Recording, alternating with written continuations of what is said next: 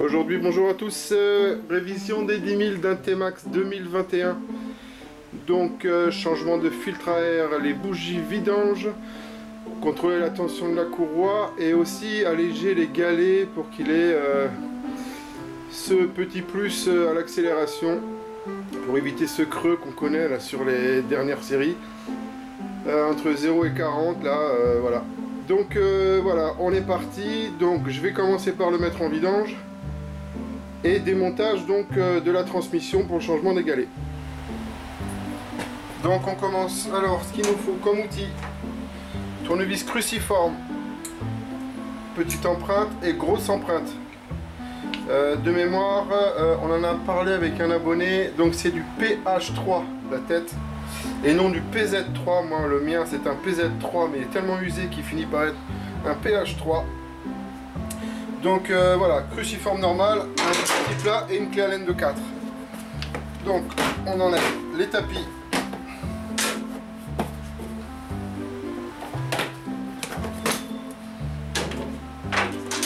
on enlève le boomerang, clé Allen de 4.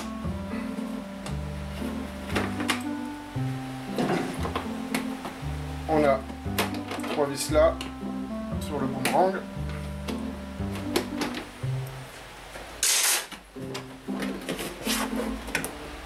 On le déclipse.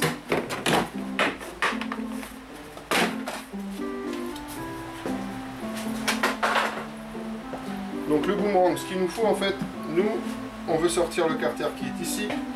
Donc on va tomber le marchepied. Pour tomber le marchepied, il va falloir en fait décaler le flanc arrière. On enlève la trappe centrale où il y a le filtre à air. On enlève cette grosse partie là.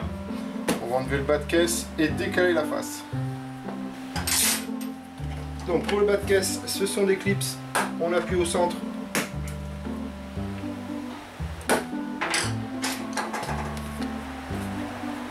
La petite clé Allen de 4 qui va bien. Donc cruciforme pour le bas de caisse sur le dessus sous les tapis.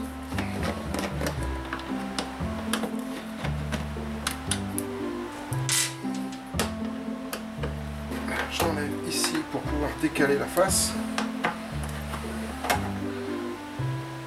Et le clignot, on a deux clips qui se trouvent derrière dans l'intérieur de la face pour le petit boomerang avec le clignot. Nous avons deux 10 ici,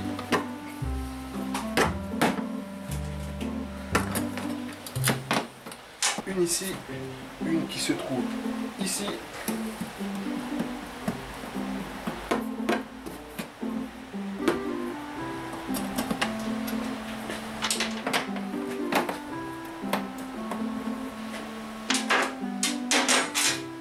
Donc je vous ai parlé de la petite trappe au niveau du filtre à air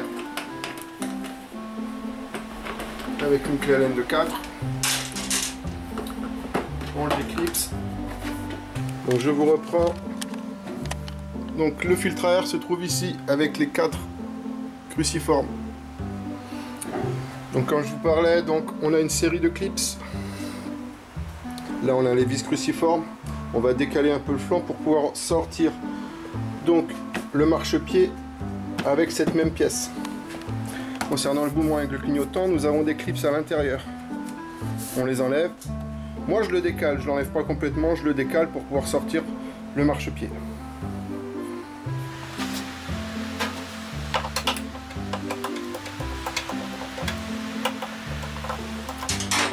Donc une fois que nous sommes là, donc la petite clé en dessous. Voilà, les petits clips, donc comme je vous ai dit, vous appuyez sur le centre un petit peu. Et vous les sortez comme ça. Donc mon bas de caisse, donc là j'ai mon clips, mon bas de caisse, je le sors. Voilà. Concernant le bas de caisse, nous avions les 3 cruciformes ici, nos clips et notre clé Allen, notre vis avec la tête hexagonale de 4 pour donc le bas de caisse. Là, vous avez toujours un clips qui tient au marchepied. Le bas de caisse central, on le laisse dessus. Donc, vous avez une vis cruciforme ici qui est cachée.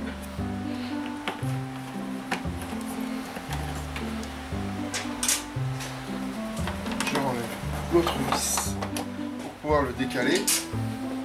Donc cette partie-là, au niveau du clignotant, soit vous l'enlevez complète, soit vous la décalez. On enlève les dernières crucis qui se trouvent sur le marchepied. Nous avons celle d'en haut, sous le petit cache central. Donc celle-ci, c'était... Voilà. Nous avons un clips sous la selle.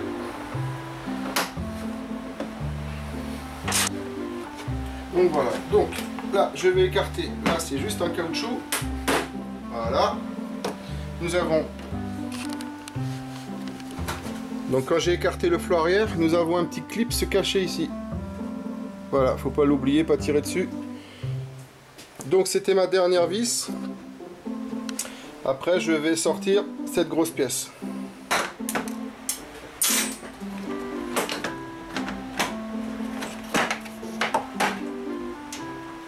Donc voilà, quand on a sorti toute la série de vis, donc vous le tirez un peu vers l'arrière pour le décaler de l'avant et vous sortez donc le marchepied complet. Et à partir d'ici, on y voit un petit peu plus clair. Donc voilà, concernant donc ça, donc pour éviter de casser les pattes, moi j'enlève la série de clips qui est là, les trois, comme ça je le décale sans l'abîmer. Tirez pas trop dessus parce que les pattes sont assez fragiles. Voilà, donc ce qui nous intéresse c'est ici, donc première, deuxième, là nous avons le gros écrou du variateur, donc on va sortir cette série de vis. Derrière nous avons le filtre de transmission. À 10 000 km, moi je le souffle, je ne le change pas, je le nettoie, voilà.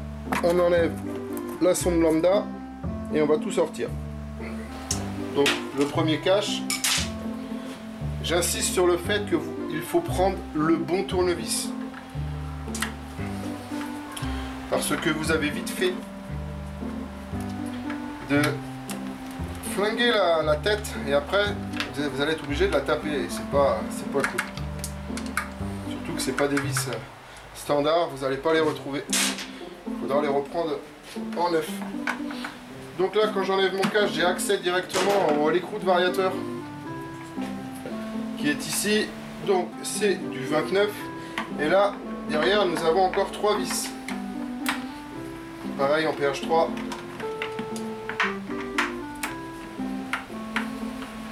Voilà, j'ai de la chance parce qu'en général ça n'a jamais été démonté ça. Mais la première fois on a toujours un peu de mal à les sortir. Donc concernant la sonde lambda, vous avez tout petit clips, vous le levez et vous sortez votre fiche. Voilà. Vous sortez votre cache. Je vous rappelle qu'on a parlé du petit filtre de transmission. Donc celui-là, 10 000 km, moi je l'échange à 20 000. Celui-là, je vais le souffler.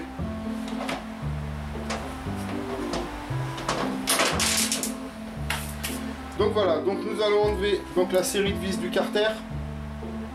Vous n'êtes pas obligé de l'enlever tout de suite, le écrou de 29. Il reste sur le vilebrequin. Donc il nous faut un T de 10 et un T de 8. Et la vis centrale qui se trouve ici. Et on sort le carter complet. Allez, c'est parti.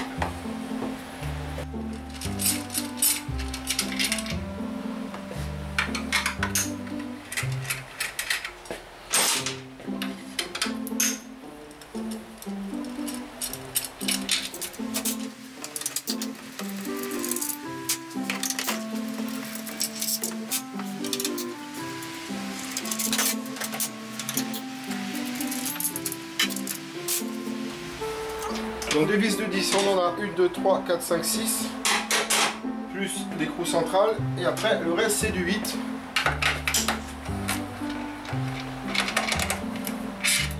Pareil, on en a 1, 2, 3, 4, 4.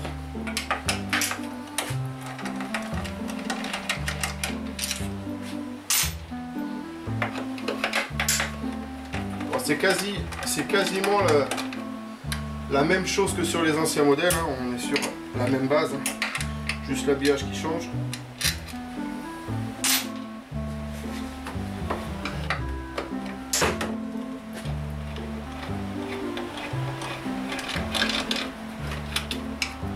Je vais refermer la selle pour pas avoir de problème avec la petite veilleuse qui me vide la batterie.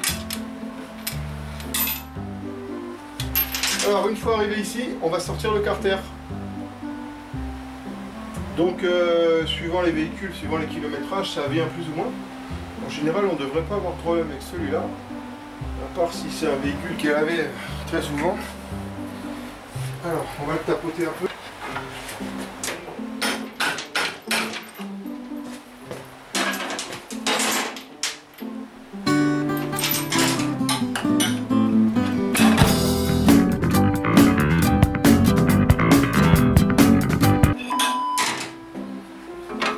Vous avez vu ce que j'ai fait. En dessous, vous avez un petit appendice, donc je fais levier sur le collecteur pour pouvoir le sortir. Après, suivant les kilométrages, comme je vous ai dit, vous n'allez pas l'avoir tout de suite. Il y en a, c'est un petit peu plus compliqué de l'avoir. Donc sur le 560, le carter, on arrive à le sortir comme ça. Sur les anciens modèles, il faut enlever la vis de l'axe de pot pour pouvoir descendre un petit peu le pot. Donc voilà, on arrive au variateur. Donc il est entièrement d'origine. Donc là, il nous faut, donc avec la clé à choc, écrou de 29. Et ici, il nous faut une 27 longue. Donc moi, je vais tout sortir pour bien vous faire voir la manipulation. Donc voilà, donc il nous faut une 27 longue et une 29. Bon, celle à choc, je l'ai cassée. J'ai pris une standard. Il faut que je rachète une choc parce que vu les écrous là-dessus, vu la puissance de serrage, on les casse facilement, donc je vais reprendre une choc. Et moi je me suis racheté parce que elle avait vécu une clé à choc électrique. Je tourne pas avec les pneumatiques parce que le compresseur il est pas assez puissant. Et les petites péteuses, les petites clés à choc à batterie en 24 volts. Franchement c'est léger pour enlever un écrou de variateur de T-Max. Sur du petit véhicule 125 ou autre, il n'y a pas de souci. Du variateur on arrive, l'embrayage aussi, mais sur ce genre de véhicule, non, il n'y a pas assez de puissance. Donc moi j'ai racheté une Michelin, c'est une qui a fait ses preuves. On peut régler donc la puissance 200 jusqu'à 350 Nm. Donc c'est pas mal. Donc allez, je vous reprends tout de suite, on fait ça ensemble. Je bloque mon variateur.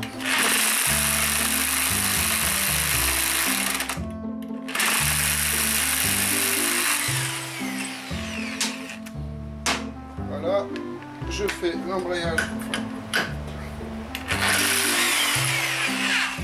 Essayez de tenir en même temps.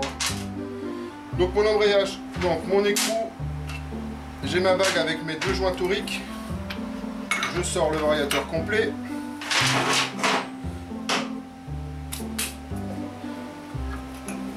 Si vous voulez changer que les galets, pas la peine d'enlever l'embrayage derrière, mais c'est juste uniquement pour vous faire voir.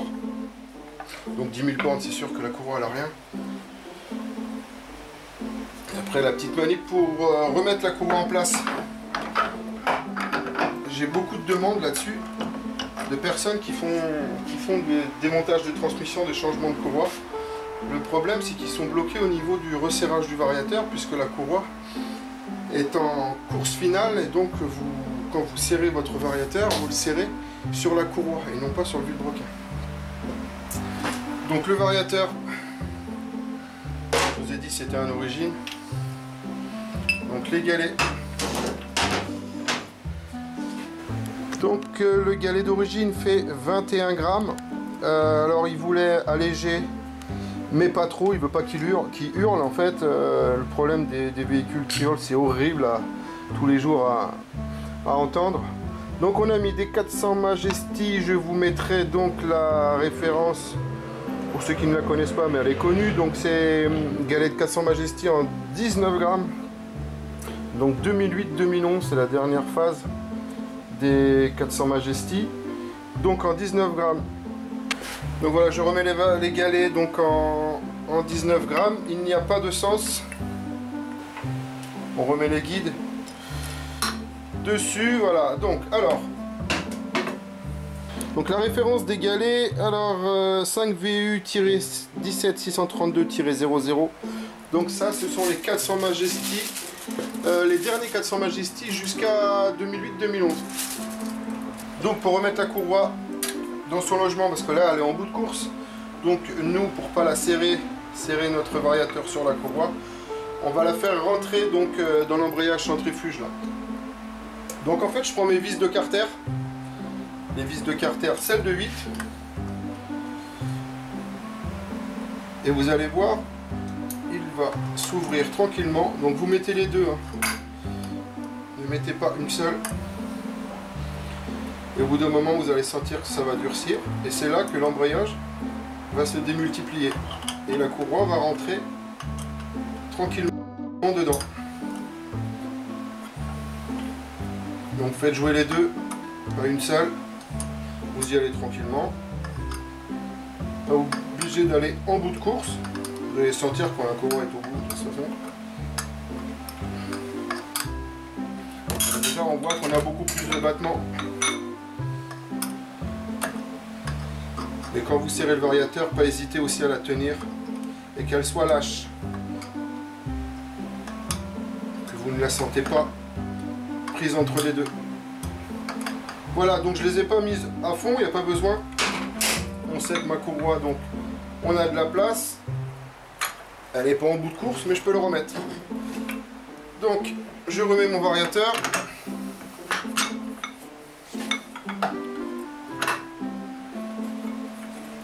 Voilà, dès que vous voyez les dents et vous voyez que votre courroie en fait elle est lâche, elle sort. Vous remettez votre entretoise, l'écrou de 29.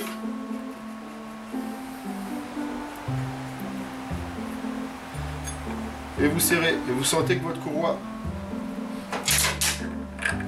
elle n'est pas bloquée entre le variateur et la contre-poulie.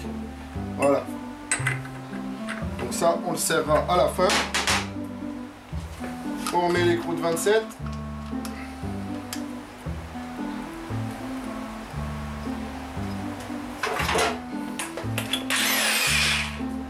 Alors je remets en 250.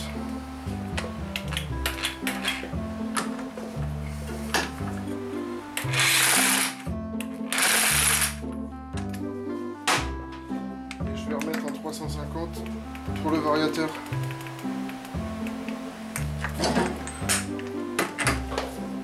Donc là, vous voyez qu'elle est bien lâche la courroie et vous envoyez.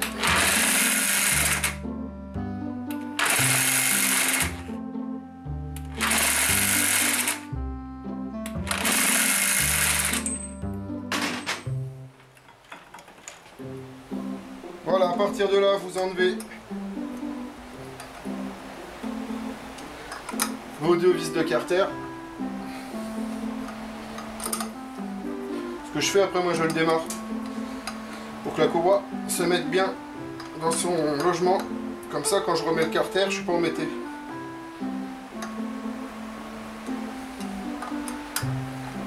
Voilà, c'est tout simple. Après, tout le monde peut le faire, juste suffit d'être outillé. Le plus gros outillage, donc c'est la clé à choc. Je vous dis, si vous avez une clé à choc pneumatique, il faut que vous ayez au moins un 200 litres avec 8 barres faciles. Faites-le monter un petit peu si vous voulez, mais si vous avez un petit un 100 litres, ça le fera pas. Même si la clé à choc c'est une très bonne qualité, ça le fera pas. En fait, on vide assez vite le compresseur. Donc voilà, une clé à choc, moi je les prends en électrique et je les prends pas à accu. Celles à accu, je les prends pour les petits véhicules.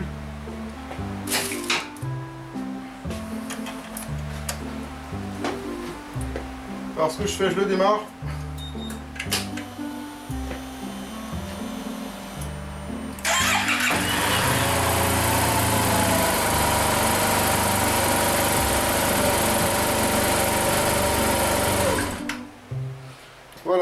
notre courroie elle est bien dans son logement, je peux commencer à remettre le carter. Regardez bien que vous ayez de la graisse sur les deux toriques et qu'il soit présent. Moi j'ai déjà eu sur des anciens modèles les toriques qui n'y étaient plus. Donc ça coûte rien de regarder, vous le graissez.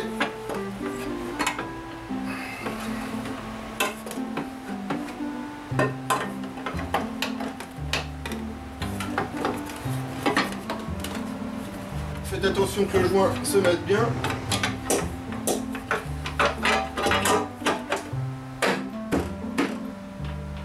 Tac, voilà, vous pouvez remettre la série de vis, votre sonde lambda, vous soufflez votre filtre de transmission comme vous voulez. Si vous voulez le changer à 10 000, vous le changez. Moi je les change qu'à 20.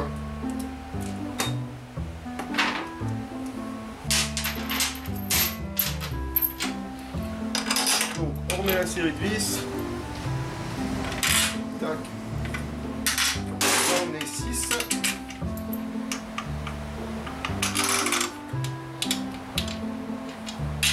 Et le petit écrou central que vous n'aviez pas sur les anciens modèles.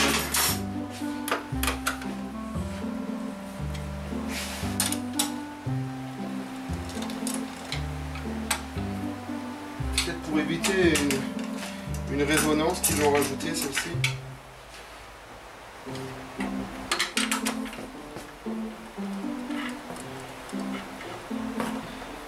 Donc je vous dirai ce que ça donne avec des 19 grammes, comme lui il voulait pas que ça hurle.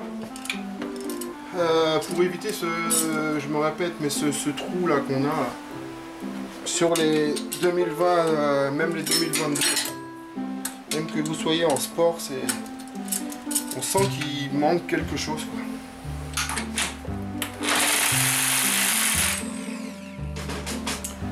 Donc voilà, donc je l'ai juste soufflé comme je vous ai dit. Alors on remet le cache. On n'oublie pas de rebrancher la lambda également.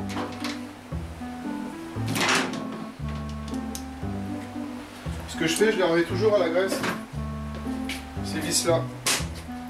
Parce que vous verrez avec le temps, quand ils ont des kilomètres, bah, ces vis là deviennent de plus en plus difficiles à sortir.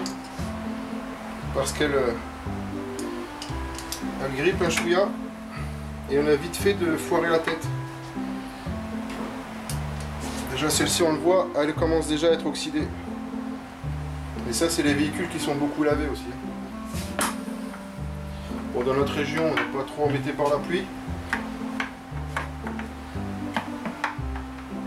Mais voilà, les régions où ça chivre beaucoup, bah, écoutez, hein, toujours les problèmes de desserrage de vis. J'ai récupéré une Triumph qui venait de Paris pour un choc avant, un remplacement de fourche. C'était un Street Air, donc elle n'avait pas beaucoup de kilomètres, elle avait je sais plus, 18 000. Remplacement de la fourche, jante et tout ce qui s'ensuit et un disque. Pour sortir les vis inox, hein, enfin l'inox Triumph, hein, c'est pas de l'inox BM non plus. Bah, elles ont cassé dans le tube de fourche, dans le fourreau. Pourtant la moto n'était pas vieille, hein, mais bon. Vous voyez, les motos qui prennent beaucoup la pluie, bon, la qualité y est aussi pour quelque chose. Donc je rebranche la sonde lambda.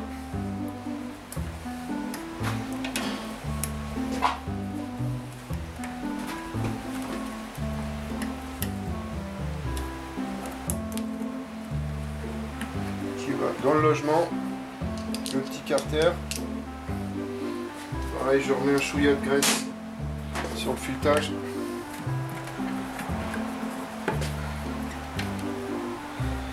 J'en ai vu des cassés hein, sur un 500. Un 500, il n'y a pas très longtemps, j'en ai vu des cassés. J'ai dû les extraire, c'était compliqué.